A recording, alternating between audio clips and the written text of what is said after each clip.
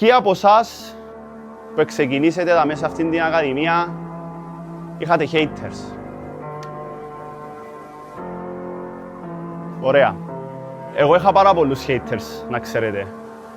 Ναι, μες στην αρχή δεν το είπα σε κανένα. Δεν με ενδιέφερε τι έλεγαν οι άλλοι.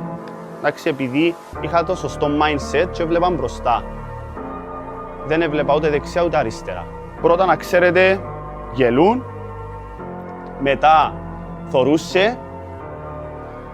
Και στο τέλος σεβούνται. Λαλούσιν, τον Γιώργο ξέρω τον, ήταν στο σχολείο μου, πάντα εμπιστεύκα σε εκείνο, αλλά ο ίδιος λαλούσε πίσω σου πράγματα, από τα πράγματα που κάνει πυραμίδα, ευκάλλει ριάγια, να φάει τα ριάγια του, χάσιμο χρόνου, πολλά. Περιπέζαμε, παιδιά. Ευκάλλα βίντεο το πρόσωπο μου για να πω μερικά πράγματα και ευκάλλα βίντεος και κάμαμε και περιπέζαμε. Καταλαβαίνετε.